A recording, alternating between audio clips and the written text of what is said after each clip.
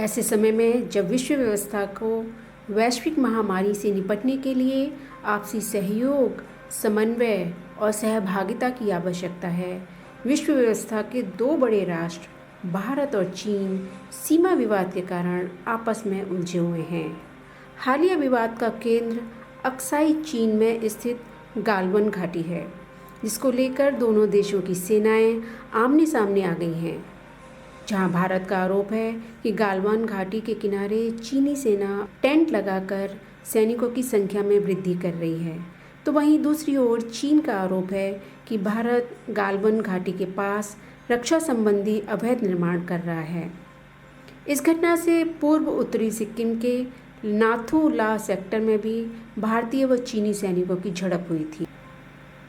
हिंदी चीनी भाई भाई के नारे से लेकर वर्ष 1962 के भारत चीन युद्ध से होते हुए दोनों देशों के संबंध आज इस दौर में हैं कि भारत और चीन विभिन्न मंचों पर एक दूसरे की मुखालफत करते नजर आते हैं।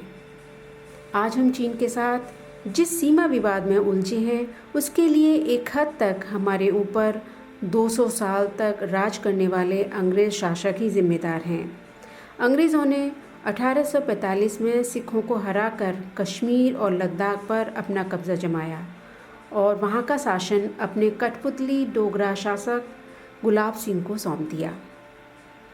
मगर उन्होंने पूर्वी सीमा जो चीन से लगती थी को निर्धारित किए बिना वैसे ही छोड़ दिया। इस कार्य को बाद में अंग्रेज़ कमिश्नर W.H. वॉटसन को सौंपा गया। सिखों को आखिरी एंग्लो सिख युद्ध में हराने के बाद अंग्रेज़ों ने महाराजा गुलाब सिंह के साथ एक संधि की, जो अमृतसर संधि के नाम से जानी जाती है। यह संधि 1846 में की गई और इसने अंग्रेज़ों का वर्चस्व कश्मीर और लद्दाख पर स्थापित कर दिया, मगर सिंधु नदी के पूर्व का पहाड़ी इलाके को चिन्हित नहीं किया गया। इस तरह 2150 किलोमीटर लंबी भारत चीन सीमा यूं ही छोड़ दी, जिसकी वजह से भारत चीन एक दूसरे से उलझे रहते हैं। अंग्रेज़ कमिश्नर W.H. वॉटसन ने 1865 में एक सीमा रेखा बनाई और अक्साई चीन का इलाका कश्मीर में दर्शाया। बाद में सन 1899 में यह काम एक बार फिर मैकार्टनी मैकडॉनल्ड को सौंपा गया। उन्होंने अक्साई चीन के कुछ हिस्से चीन में दिखाए और सिंधु घाटी के जल विभाजन को आधार बनाया। सिंधु घाटी में गलवान घाटी भी शामिल है, क्योंकि इसे श्योक नदी बनाती है, जो सिंधु की सहायक नदी है। यह सीमा निर्धारण नदी के बहाव पर आधारित था, न कि सैन्य नियंत्रण पर। इसमें सैन्य अधिकार को तवज्जो नहीं दी गई थी। यह अंग्रेजी शासकों का सीमा निर्धारण का आखिरी प्रयास था। यह स्थिति कमोबेश 1947 और उसके बाद तक जारी रही। हाँ, बीच बीच में छुटपुट घटनाएं होती रहीं। चीन ने भी इसको मूक सहमति दे दी, क्योंकि उसने कोई आधिकारिक विरोध नहीं जताया।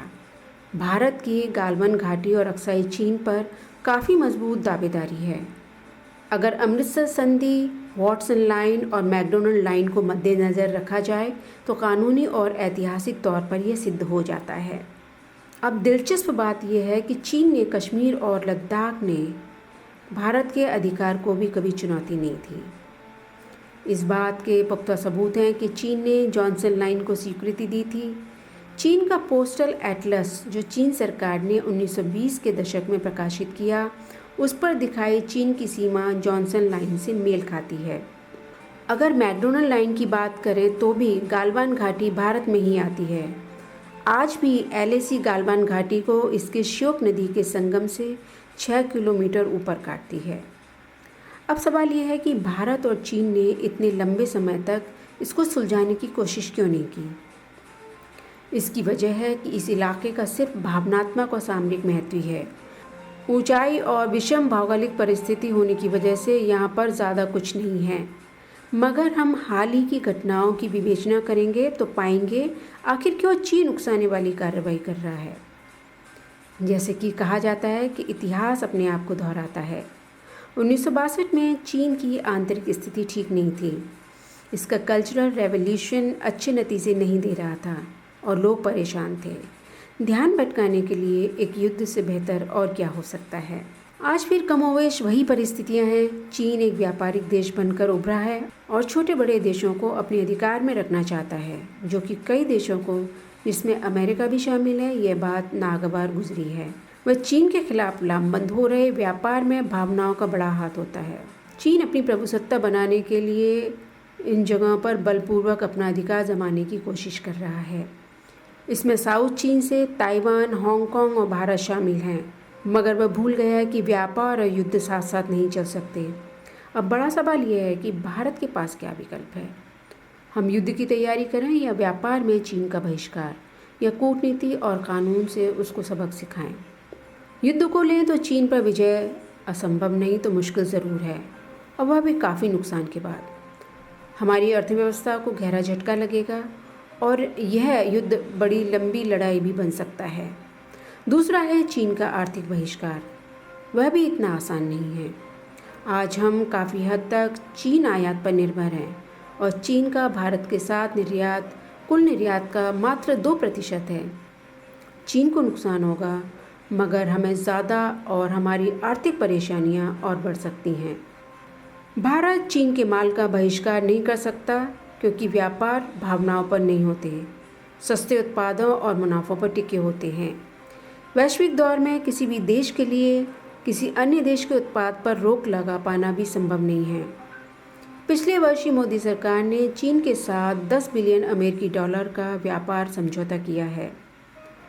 बोस्टन कंसल्टिंग ग्रुप की रिपोर्ट के अनुसार भारत की फार्मास्यूटिकल इंडस्ट्री के 90% कच्चे माल के लिए भारत चीन पर ही निर्भर है। इस तरह अगर चीन से रिश्ते बिगड़ते हैं तो ज़रूरी दवा के लिए कच्चे माल की उपलब्धता प्रभावित हो जाएगी। जिस तरह का उग्र राष्ट्रवाद भारत में चीन से व्यापारिक संबंध तोड़ने की बात कर रहा है, चीन भी अपने हित के लिए कर सकता है। भारत को पहले अपनी उत्पादकता बढ़ानी होगी जिससे चीन की बराबरी की जा सके। जब तक भारत मूलभूत और देश की व्यवस्था के लिए नितांत आवश्यक चीज़ों के लिए चीन पर निर्भर रहेगा, भारत दिवाली की झालरों, पटाखों और दियों के सामान पर प्रतिबंध लगाकर संपूर्ण व्यापार बंद नहीं कर सकता है। अगर चीन को पाकिस्तान की प्रेम की सज़ा सुनाना है, वो भी व्यापार बंद करके, तो उसके लिए ज़रूरी बुनियादी स्तर पर उद्योग धंधों को विकसित करना होगा, स्वदेशी पर बल देना होगा। अब बात करते हैं तीसरे विकल्प की, कूटनीति और कानूनी तौर पर चीन के साथ जोर आजमाइश की। इसमें हमारी सफलता की बहुत अच्छी संभावना है और चीन नेगेटिव इमेज से भी जूझ रहा है, जबकि भारत आज दुनिया भर में अपनी साख बना चुका है। ये एक बहुत अच्छी रणनीति होगी कि हम चीन के खिलाफ एक कूटनीति और कानूनी लड़ाई युद्ध स्तर पर शुरू करें और चीन पर दबाव बनाएं। हालांकि ये कहना अतिशयोक्ति होगी कि चीन फौरन ही घुटने टेक देगा, मगर विश्व के दबाव में अपने कदम ज़रूर वापस खींचेगा।